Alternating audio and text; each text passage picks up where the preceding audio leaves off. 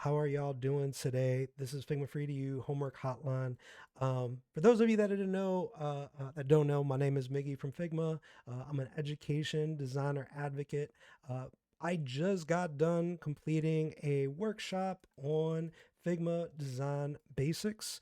And basically, I'm just going to take this time to work through some additional questions that were asked today and just kind of like jam on some intro to Figma basics. So hang on one quick moment while I get my chat windows up. All my chat windows disappeared. I want to make sure that I can see y'all, as we're here. There's my chat window. Okay, cool. Awesome. Dabble from New York says, thanks for running the 101. Really great stuff. Thank you. Appreciate you for joining. Uh, let me know if you have any questions. Oh, you can't believe this is free. I mean, it's like we want to make sure that we're empowering folks to do the best that they can. We want to make sure we're encouraging them with design education. So a little bit about me as well. Like I used to be a design professor at the Rochester Institute of Technology. I'm on leave while I am at Figma.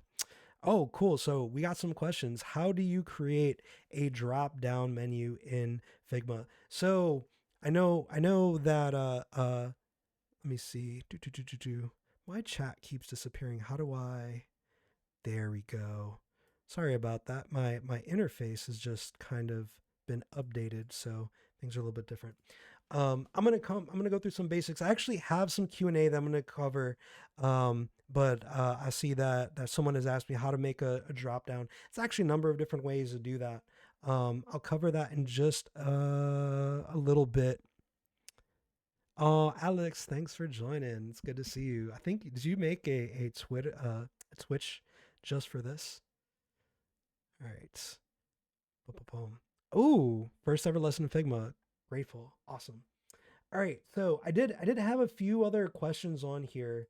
And I do want to like kind of just cover some additional ones. And if I don't find anything that's super compelling, maybe I'll just get into building on a drop down. The reason I'm not going to do that right now is just because it's a multiple steps, and I want to make sure that this is really a space for some like more beginner content.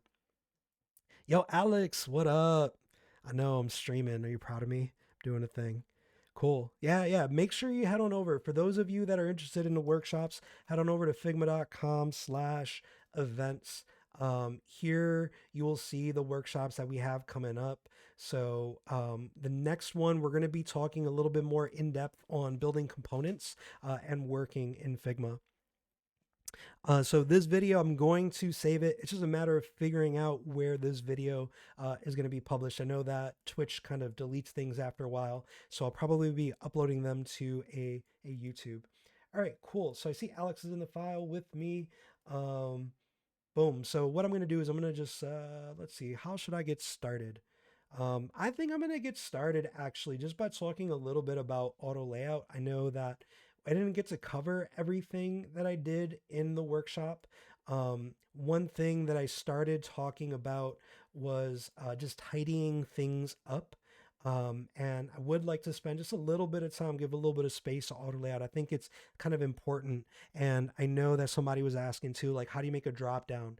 And I couldn't say that you can make a drop down without knowing the basics of auto layout. So let's get right into it. Don't want to spend any time without considering that. So auto layout in Figma gives you the ability to arrange objects and keep that arrangement, right? To keep that relationship of those objects together. Oftentimes people just think like, oh wow, it's just a little bit too difficult a concept to wrap your head around, but I'm going to explain how and whys about it. So let's say if I have a frame, I'm going to press the F key, I'm going to draw out a frame. Here, this frame, let's just make it for now an iPhone 14, and let's call this my phone frame. So I just double click on that frame name to name that there.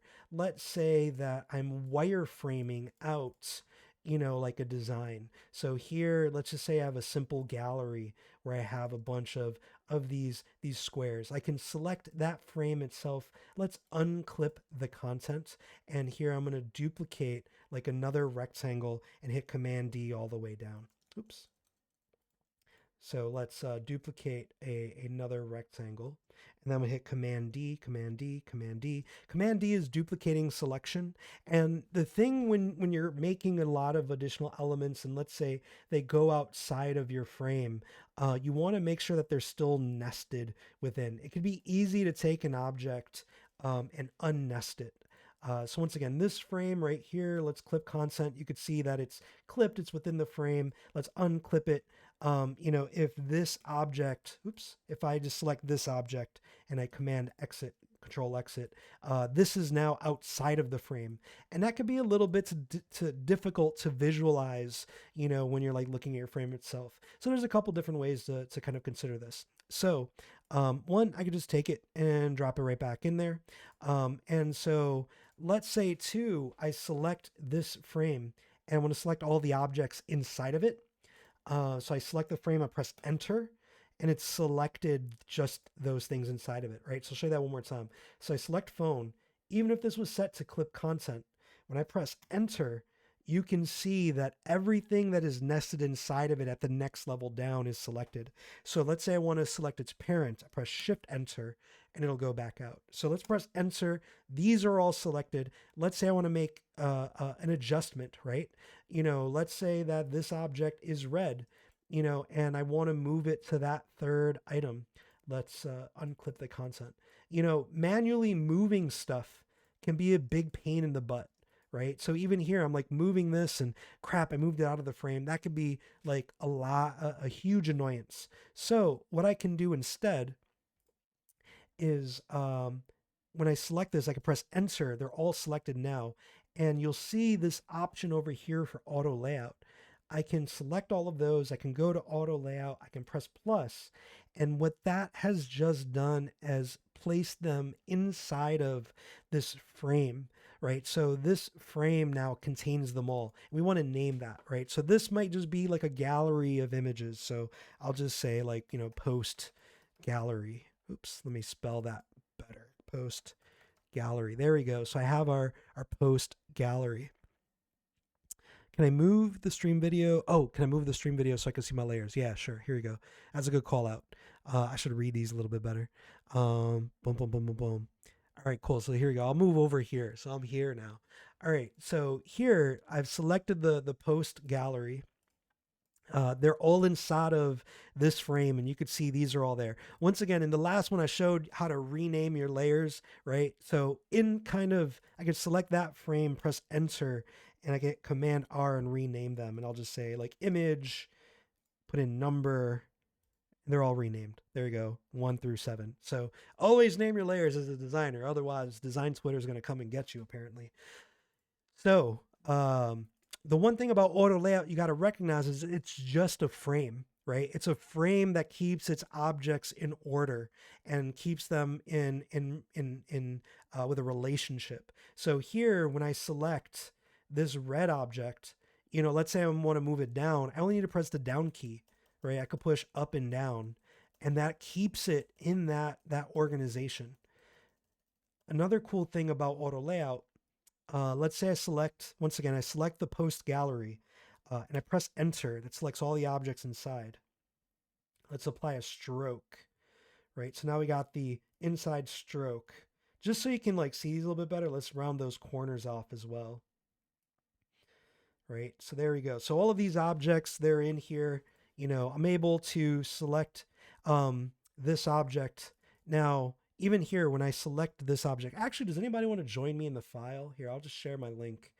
Let's say anyone with the link. Let's give y'all view edit. I'll give you view edit first. I fear giving full complete edit access to Twitch. It'll be like Twitch designs Figma. Here we go. Copy link to clipboard. Paste. There we go. I just sent you a link so y'all could actually join me right here in the file. You could copy stuff out of the file. Hit the / key. You could say hello. Okay. Cool. So does anybody want edit access? Anybody want edit? If you want edit access, just request it. Up at the top, you can request edit access. It'll give you edit access. All right. So here, with this object, I can select it. Now I'm going to show you something really cool. I know you can, here I'll approve Sophia. Boom. You can command click an object to select it. So like these are all inside of this frame, right? And then these are all inside of that auto layout frame. But let's say, let's approve some more folks. Here we go. So if you want to come on in, and here I'll duplicate some additional things for you if you want to see those or use them. So here I am in this file. Now, if I hit that command key while holding it will let me select whatever's inside, right? So you'll see, so a lot of people are like, yeah, command click to deep select something, right? So let's just clip that here. But if you just hold the command key, you can see what it is that you are selecting. So, if you hold the command key, you're like, oh, that's what I'm selecting. So like, let's say too, if I had, something nested inside of another something, let's say, I have a few of these, 1, 2, 3, 4. So I'm going to select them. I'm going to put them in an auto layout frame, Shift A. Or let's name this like, row. Let me name it with proper row. There we go. And I could paste it into this. I could paste it into this auto layout and move it up. Here we go. Press the up key. So here I have a row auto layout, right? That's within this other one. And some people get really, like afraid when there's a lot of like nested objects. But just hold down the command key and you'll see the object that you're trying to select, right? So a lot of people say command click on it, right? But I like holding the command key and then dragging.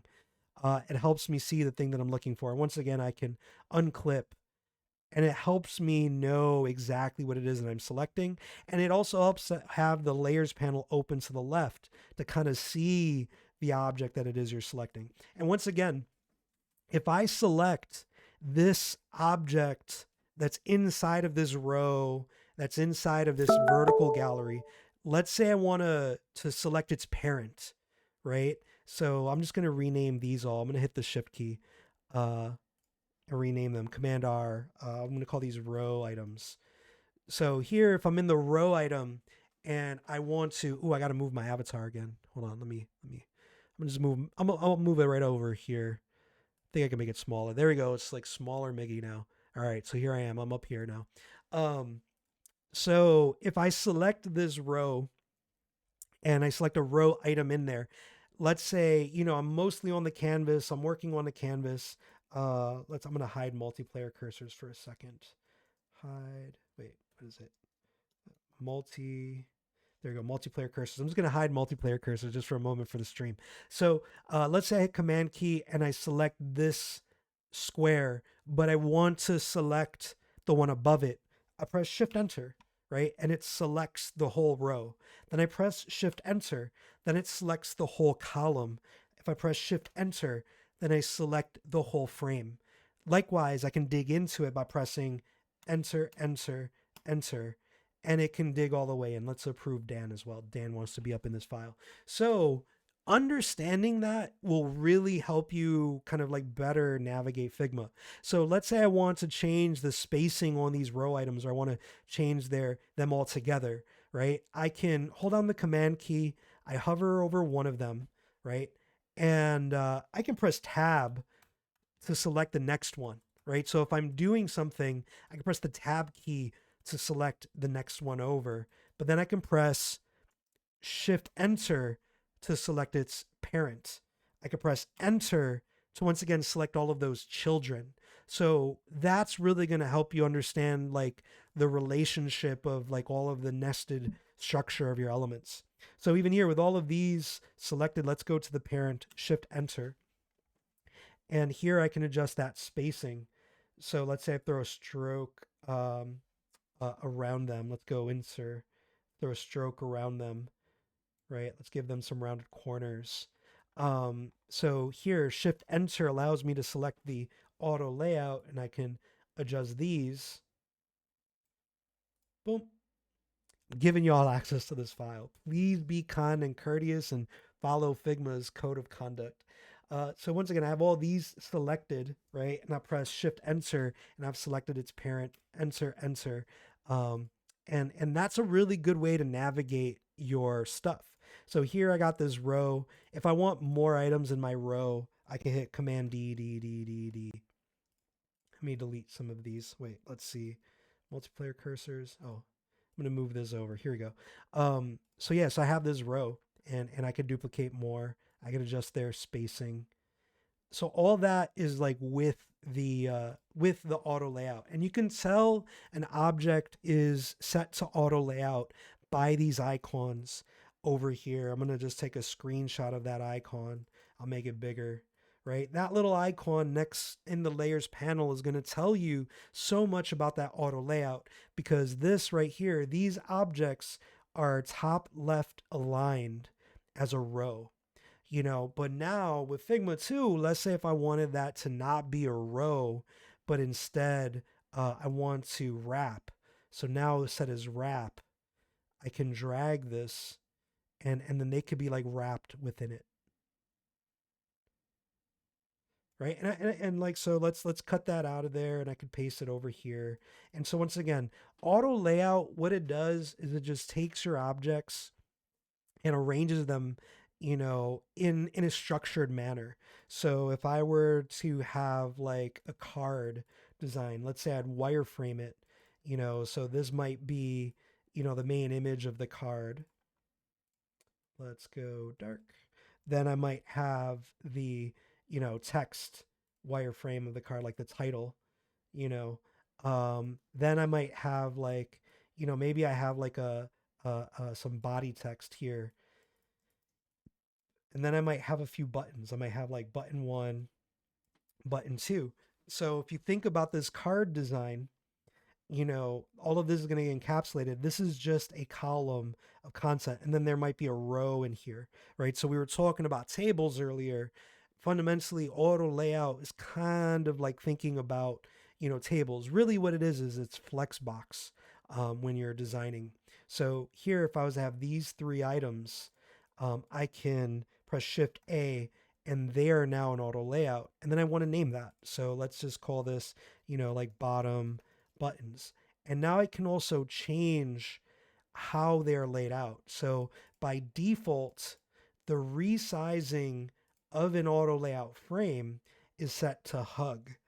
So whenever you create an auto layout frame, you're going to get these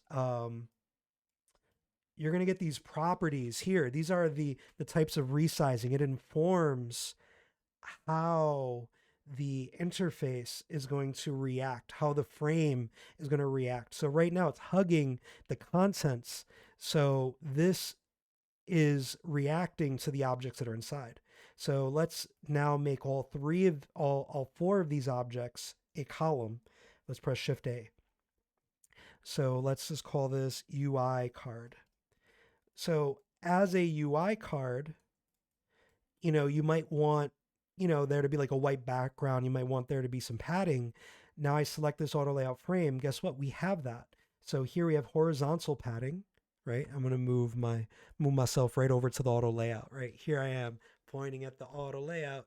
So here I am pointing at the auto layout. Ooh, I don't want to stretch myself there. There we go.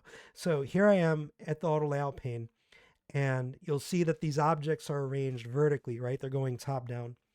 And 1, 2, 3, I could adjust their spacing here, but I can also adjust the padding. So we have horizontal padding and vertical padding. And now if you're like me, I like adjusting all of my padding at once to start. So I hit the command key and click, and that's a little secret. When you hit the command key and click, then it allows you to adjust all your padding at once.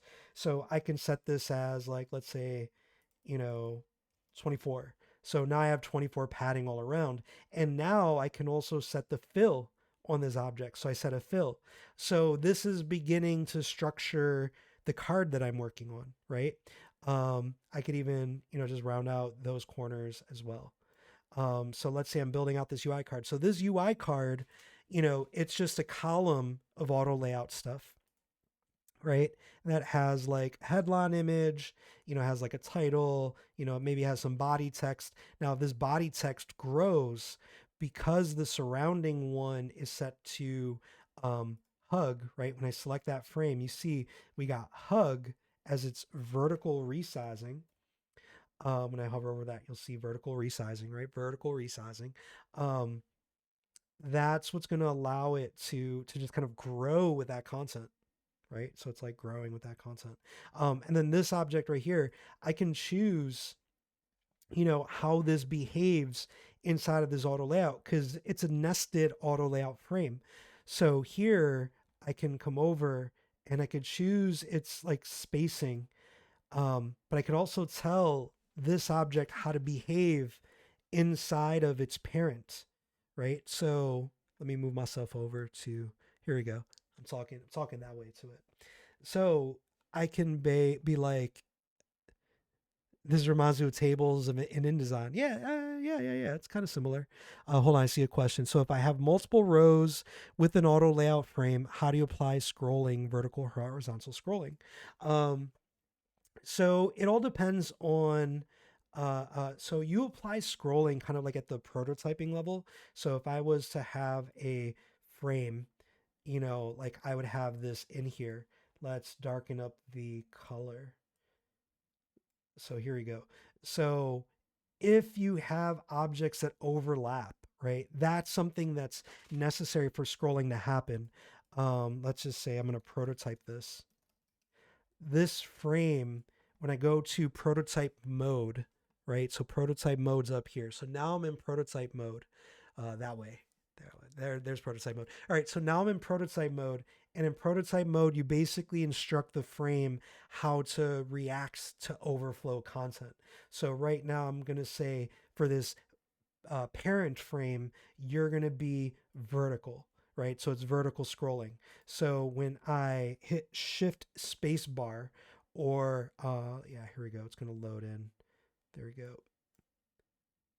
Oh, that's the wrong size. Let's try, let's go to present mode. Oh, because somebody set it to laptop. That's why. Let's set no frame. There you go. It's sneaky having other people in your file. All right, here we go. So now I can scroll vertically, right? And so someone asked, if you have an auto layout frame, how do you set scrolling for that frame? And I'm going to show you. So let's say I have these two objects. These are two cards. Let's say I take this row and let's expand it all the way out. And let's say I want to scroll this row, but it's auto layout. So it's like, all the way out. What I'm going to do with this frame, make sure you're in design mode. I'm going to select this. I'm going to hold the command key and, the option key. No, wait. I have to make sure it's only like left. There we go. I can hit the command key. So you'll notice that you don't want it to be on wrap mode. You want it to be on just like, horizontal layout. I'm going to hit the command key here. And what I'm going to do is I'm actually going to change the bounding of that box. What it's going to do here, it's going to set it to fixed horizontal resizing. And that's going to allow it to be have overflow, right? In order for scrolling to take place, it must have overflow. So cool. Winnie, I'll let you join the file as well. Oh, hey, how's it going? Hey, Chris. Chris Beans. Welcome. So here we go. So what I'm doing is I'm basically controlling, this area, right? And so now when I look at that prototype, it won't scroll. It won't scroll because I haven't told it to scroll yet. I select that frame and this frame right in here, overflow. I'm going to set horizontal scrolling. So in order for an auto layout frame to have scrolling, its dimension that you want to scroll in must be set to fixed, and it must be set smaller than the content that you have, right? So here we go. It's a little bit smaller. Now when I prototype this, now I can scroll, left and right.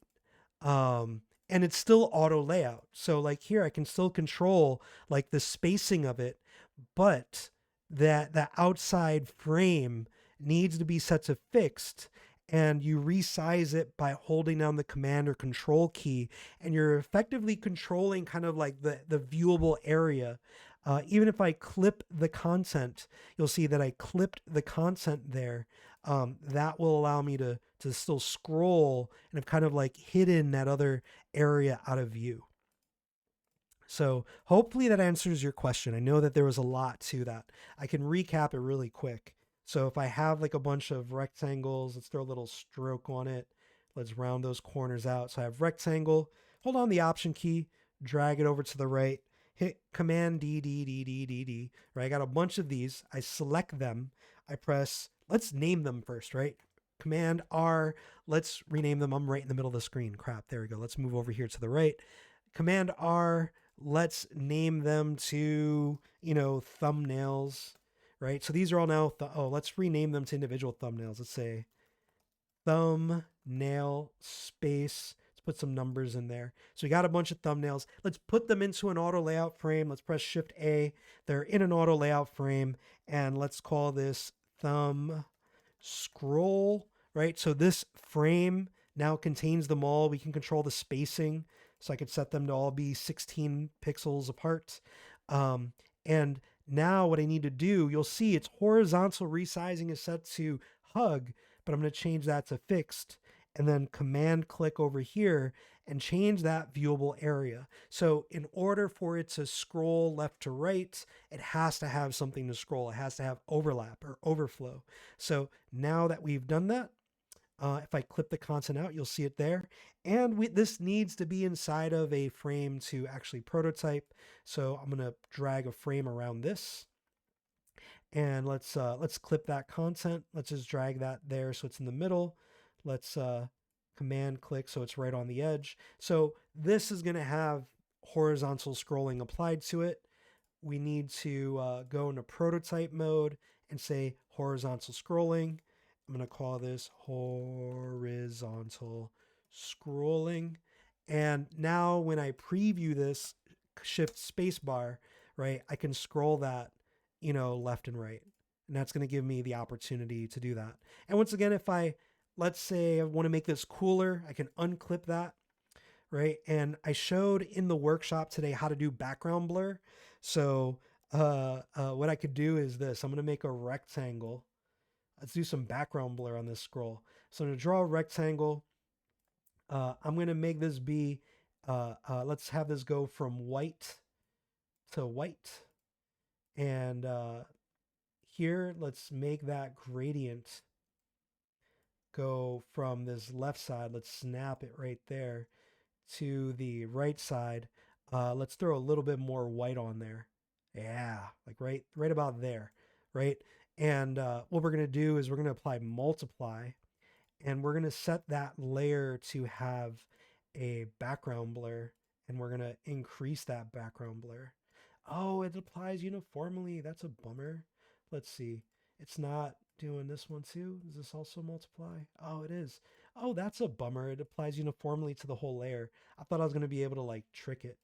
There's probably a way to do it. Anyways, let's take this blur over here as well, and let's scroll that. So now, we got those objects. Now, oh, I know what I need to do. I need to make like I probably have to do that with like a mask or something. Let's make a mask. We're on a live stream today. Let's see if this will work. So I'm going to make a gradient mask. Let's see if we can trick the Figma UI into doing exactly what we want. And let's move that up. There we go. And I'm going to apply this as a mask. I have no idea if this is going to work. Let's send this to the back. Let's group those two together. And where's the other item? Grab them both. Group. Yeah, here we go. So this is actually the white. This is the blur. And this is the mask. And I'm going to use as mask. Yeah, there we go. Now we got the blur kind of like being nice, right? So this is a mask. This is the blur. And let's duplicate this over to the other side and align it there. So now we have the scroll going from like blur to non-blur. That's fun. Okay, that's the advanced tip for today. Cool. I could even make it, let's go into those blurs and blur them a little bit more. Let's make them really blurry. There we go. That's pretty cool. That's fun. Okay, cool. Let's see the questions. Nice. Yeah, this is going to be posted on to Twitch. And then I'm going to take that recording. I'm going to put it up on my YouTube. All right. So I said there was a secret to auto layout padding. Was it pressing command and something else? So Love Rose asks about auto layout padding. I'll show you what the auto layout padding secret is. So here when I press Shift A, over here on the right, there is horizontal padding and vertical padding. I can actually click and get full individual padding. So one of the tricks is if I hit the command key and click, it's going to do all padding. So I could do 80 applies padding around everything. Let's throw in a fill color so you can see that. So when I command click, I type in 56. And it's basically to keep me from typing in 48, 48, right? So if I want to select them all, I command click and I could type them all at the same time. Now, fun fact, you can actually just click here and just type it in. So I could say bottom padding 56, press the tab key and then change it. So 56 tab, 56 spacing, 56 top padding, 56 right padding, right? So you'll notice this icon change. So I can change these values. Let's say, 400 bottom padding and then press tab. And then it's like, oh, left padding. Let's do 40 left padding. Now here's the individual spacing. I could set the individual spacing to 20, then hit the tab key. So there's a lot of fun shortcuts when you're really getting into the nuts and bolts of auto layout. So just double clicking, right? So when I double click in here, I could see the spacing. You'll see the icon basically represents the thing that it's doing. I could actually click and drag to change that.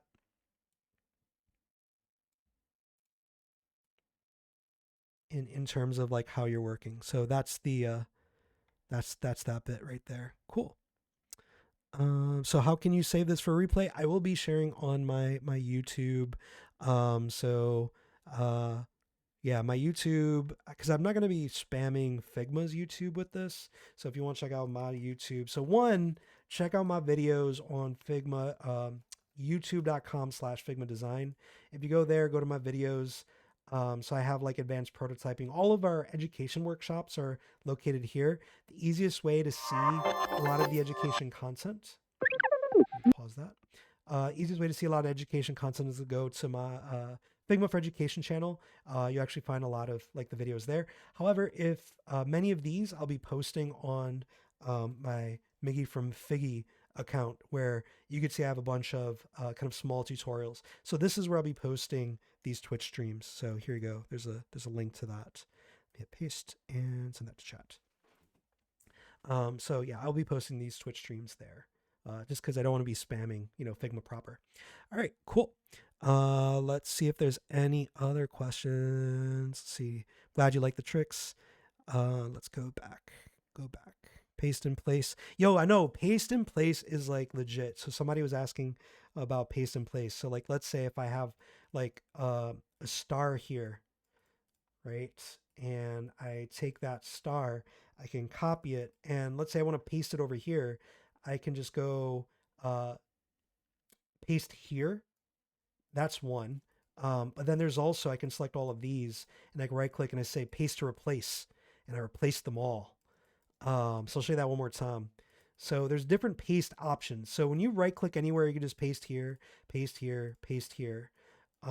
But if I have these things, I can select them all and I can paste to replace. It's also known as Shift Command R, and it'll paste to replace them, keeping them within the auto layout as well. When aligning objects, so Aruna R asks, hold on one question. When aligning objects, the object with respect to which I want to align also gets away from its place. Someone was asking this the other day. How to avoid that? Something like the align key object in Illustrator. So yeah, the way that things align in Figma, is a, you know, like when you're top aligning things, it'll go to the topmost object. When you're bottom aligning things, it'll go to the bottommost object. Um, when you're center aligning things, it goes to like the optical center. So if there's like a specific centered object that you're trying to align to, right, it doesn't always necessarily go the way that you want. Or if you're tidying up, there isn't like a special respective object that you're, you know, aligning to. Um, so what I would say to that is just try to be mindful on, you know, like, oh, okay, like what is my topmost object? Or, you know, move your objects down, say, okay, I want this to be my topmost object. And then you can kind of align to them. One fun thing about aligning though is, let's say you have a bunch of objects in a frame and they're arranged a particular way, and you want to align these inside of the frame, right? So I have all of these objects here and I want them to be aligned inside of the frame. I can select them, and I don't need to group them. Most people would group them and align them, but if you select them, go to the alignment tools over here and then hold down the option key or the alt key, then I can center them all together, or center them to the left, or center them to the right, or to the bottom, or to the top. And they're still individual objects. So I can select the group of objects that I want to align within the frame, go to the alignment kind of tool, and then hold down the option key or the alt key, and that'll let me align them perfectly into the center. So hopefully that helps. I know it's not the answer to the question you're looking for, but I feel like it's something that's often overlooked and might be a little hidden, but it's a lot of fun and I use it all of the time. So like if I'm making a slide in Figma, what I do is, you know, like I want it to be perfectly censored, you know, I'll take the objects that I want to be censored and then I hold on the option key and then click, click, and now it's perfectly censored and I didn't need to make it into a group.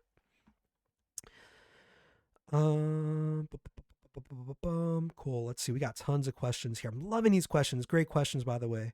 Is it possible to use an SVG to fill a shape instead of a JPEG? So, unfortunately, you can't use an SVG to fill a shape. Like, SVG is a vector graphic. So, like, let's say, for instance, I'm trying to think of like a website. I'm going to go to my website really quick. I have a terrible website. I'm going to grab this Twitter icon because that Twitter icon is an SVG. I'm going to copy, edit as HTML. Sorry, I know you all can't see this. I'm just copying the SVG and I'm pasting it in here, right? So when you paste an SVG code into Figma, like it'll just paste as the object, right? Like this is the SVG code, but if I just paste it right onto the canvas, it'll paste into, you know, the object itself.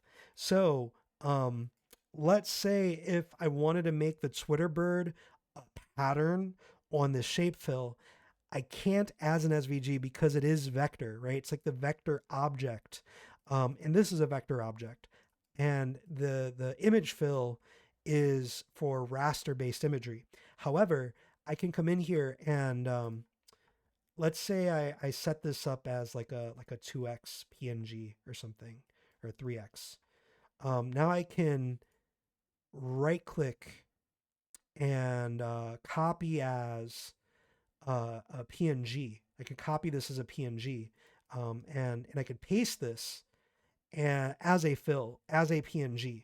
And the higher the export settings on this frame before I copied it, the higher the quality the PNG is going to be, like especially if it's vector. And then I can come into this fill. I could set it as a tile, and I could set it as like a 10% tile, and then have like a tile. So I can't set the SVG as the pattern fill, but I can copy the SVG as a graphic, like as a raster based image, and then apply that as a fill, right? So that's now a fill. And I could even drop in like another fill color. Let's go fuchsia, and let's go like 100%, and let's do this as screen. There we go. So I made a lovely Twitter pattern there now that can be used as a fill. All right. So hopefully that answers your question. All right. So can you show, if you put a stroke and make the object smaller, how the stroke remains the same? Yes. So let's say I have an object, right? So let's say I create a fun little, arrow, right? So I made this fun little arrow object and I give it a stroke. Um, not a medical one, but like, a physical one. There we go. So I have this stroke. Now the question is that when I resize this, that stroke remains the same, right? And that could be annoying because if I want to scale this, I want that stroke size to also get bigger. So the way to do that, I'm going to duplicate this, is to use the scale tool, right? Because you don't want to resize it. The resizing is going to honor its current stroke size. It's going to try to keep it the same. So what I'm going to do here is I'm going to use the scale tool. And now when I scale it, that stroke is also going to get bigger.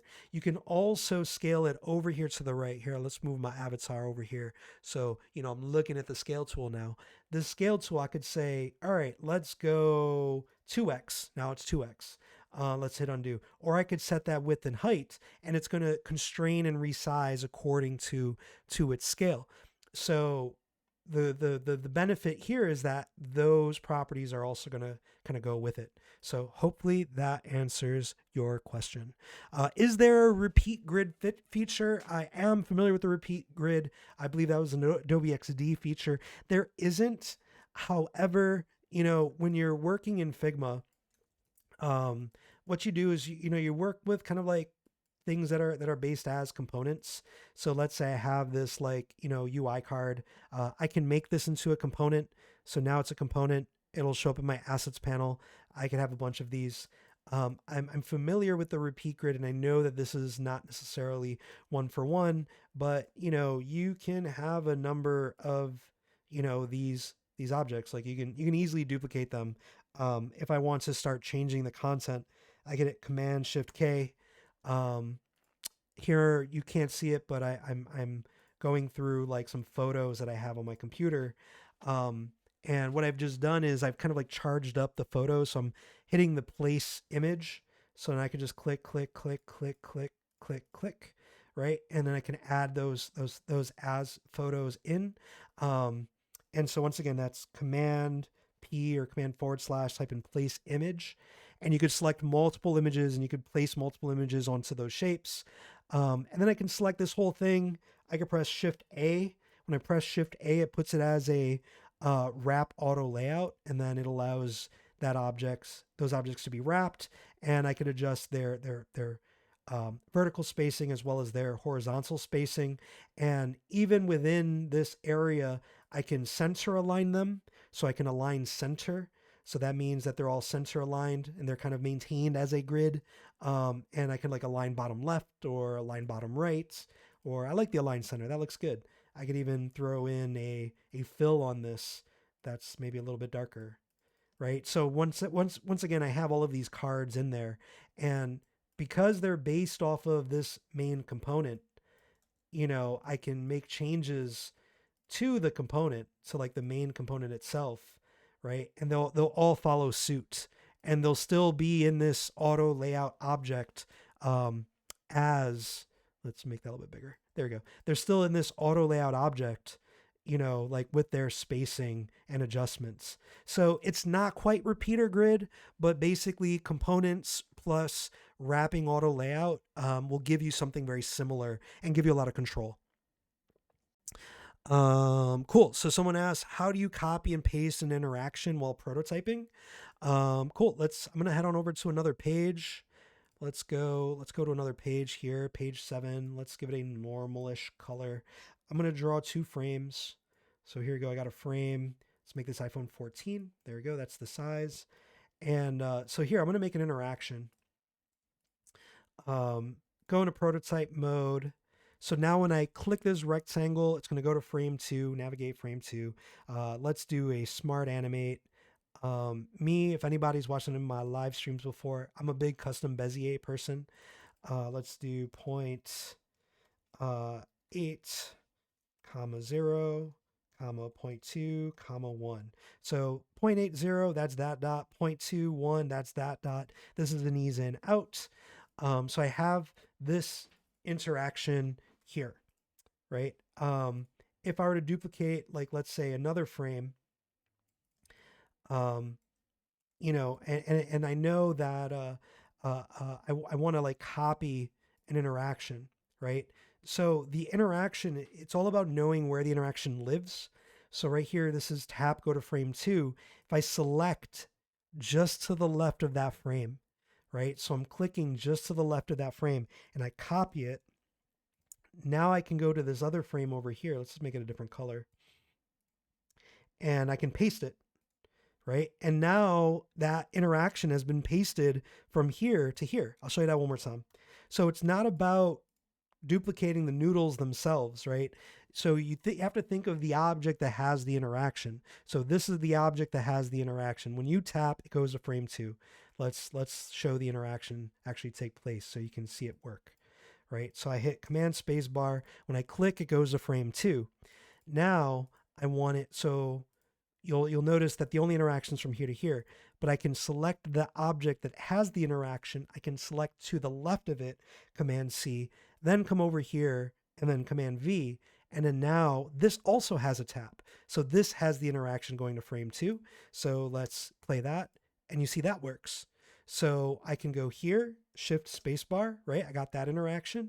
And I've effectively copied that interaction over here. So once you start dealing with more sophisticated interactions, right? So like, let's say if I also had another one that was let's say while hovering, I had something take place because it's a phone device. It's like, yeah, there's no hover. Yeah. But the other one's going to happen first. I'm going to approve Frank. Frank can be in the file. You can copy them both and then paste them both. So if there's like a number of interactions on like one object or another, you can more easily kind of paste that. So hopefully that answers your question. By the way, oh, Raji's here. Yo, what up, Raji? How you doing? Let's see. Miggi, you want to make it into a component and then repeat it. I did. Man, all right. I got to catch up. There we go. Okay, because I was just using Shift, Photoshop, Illustrator. Wow, thank you. All right, cool. I'm glad that you're loving this. Brilliant. But unfortunately, it's impossible to copy an action inside an interaction. Yeah. You can't actually copy an interaction within an interaction. So like within here, like if you are using advanced prototyping and have like other ones, you're not able to select this on its own. However, you can move them around. You can like rearrange them. So let's say if I had a bunch of set variable interactions, what I can do is I can actually click and then drag that and move that up and then drag and then move that down. So yeah, so unfortunately you can't copy within there, but you can copy this and then paste it and then remove the ones that you don't want. So maybe that's like a way. It's a good feature request. It's something that we will be, considering. Cool. All right. Is there any other questions? I've been going through them. Otherwise, ooh, yo, we got friends of Figma Athens watching. Yes. Yo, what up, Socrates? Good to see you on the stream. My stream chat window is just, oh, there it is. Okay, I was able to make my stream chat window bigger. Oh, I just now am figuring this out. All right, cool. Let's go back. Let's see. Anybody else? Anybody? I mean, I'm using OBS, and the OBS interface like updated recently, and they moved everything around. So it was causing, I was having some like like live issues there in the beginning in getting the stream chat to work. All right, cool. Any other questions or anything you want me to dig into? Oh, see, that's what happened. I lost my chat again. All right, so let's hop back in. I'm going to dig into the question pool from today's live stream workshop. By the way, those of y'all, we hold regularly monthly workshops. Figma Free to You, Figma Design 101 was this recent one. Our next one is going to be using component sets, using the asset panel, publishing libraries. So that's going to be in for the September workshop. So keep an eye out for that. All of those workshops are going to be posted up on figma.com/events. So as workshops come up, you can find them here. The next one will be posted soon and will be held in September. So be sure to check that out. I believe it's going to be on September 8th, but unfortunately, Alex isn't here to verify for me. Thank you. Thank you, Alex. I know, right? Like it's fun to have an after party for a workshop. So I think I'm going to try to continue this trend so long as I don't have meetings immediately following the workshop. So I'm really glad that you stayed on for this entire time.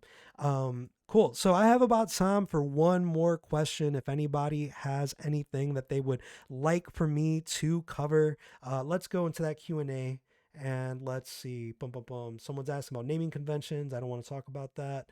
Let's see. Sometimes one object and the other object is too far in this layers panel. How do I get them near? Is drag and drop the only option? Oh, yeah, this is funny. So this is an interesting question. So someone's asking about like objects being far apart in the layers panel. And how do you get them close together? So here I'm gonna go. Let's in this new page. I'm going to create a bunch of rectangles. Let's create like tons and tons of them, right? And let's say that, this one right here, I'm going to call this one Raji, right? This is the Raji rectangle. And I'm going to name this one the Alex rectangle because there's multiple Alexes on this stream today. Hit Command R. This is going to be the Alex rectangle. Let's make sure that it's blue. And so the question is that in the actual panel right here, like these might be far apart. How do I get them to be together? So I can select them both and then hit the right bracket and bring them together. So left bracket, right bracket helps you align position objects, so it brings them to the front or moves them to the back. If I hold down Command in left bracket, I'm moving them down one by one, right? You could see I'm moving them down one by one, but if I hit the right bracket, it immediately brings it up to the top. So that's one way that I typically might just bring objects together in that panel. Yeah. All right, cool. So check out in the chat. Alex has dropped the registration for the next workshop. So, what command? The command is the right bracket. I'll just type it out for you right here. So there is it's that bracket right there. Okay. So if you're joining from, if your keyboard layout is such that is not easy for you to pull up, I'm going to hit Command P. Type in keyboard shortcuts, brings up the keyboard shortcuts panel. Let me move myself out of the way from the keyboard shortcuts panel so I'm looking down at it.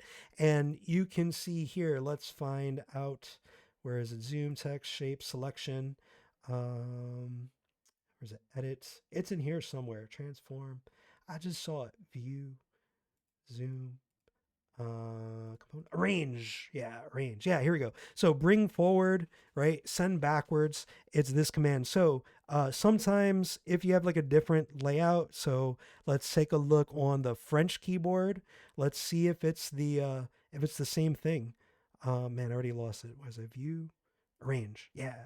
No. Yeah. There you go. Bring forward and send backward. So if you're on, like, let's say a French keyboard, you might have different keyboard shortcuts, right? So bring forward is actually Command money sign. Send backwards is Command that symbol. I don't know what it is. It's like a little beak facing upwards.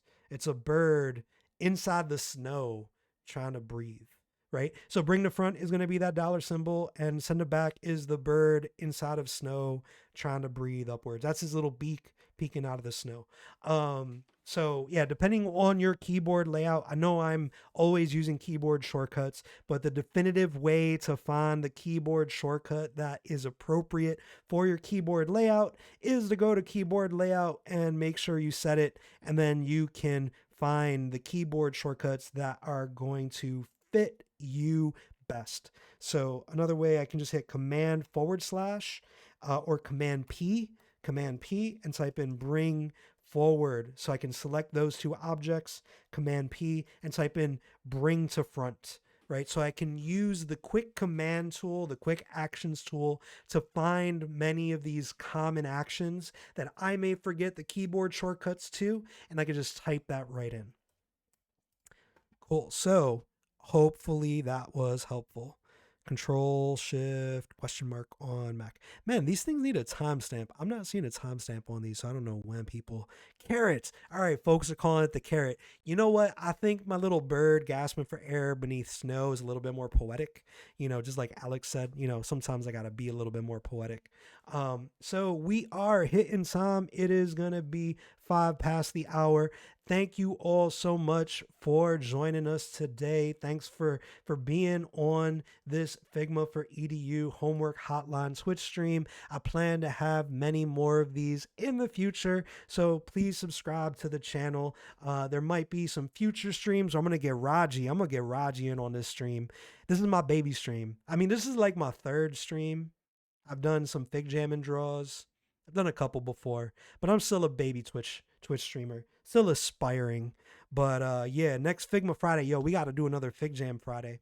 But thank you all for joining us. The next workshop will be held. Alex shared the link. It's going to be on September 8th.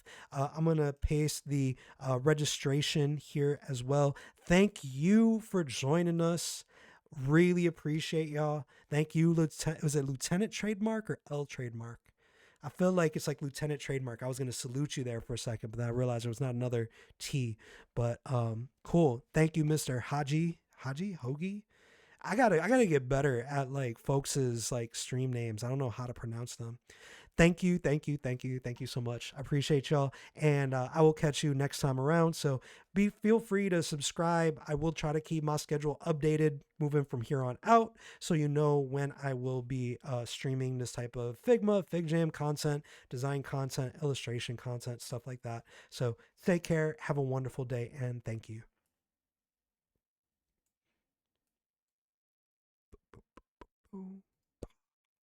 Oh, I'm just gonna like put in my own music. This is maybe my go out music, like I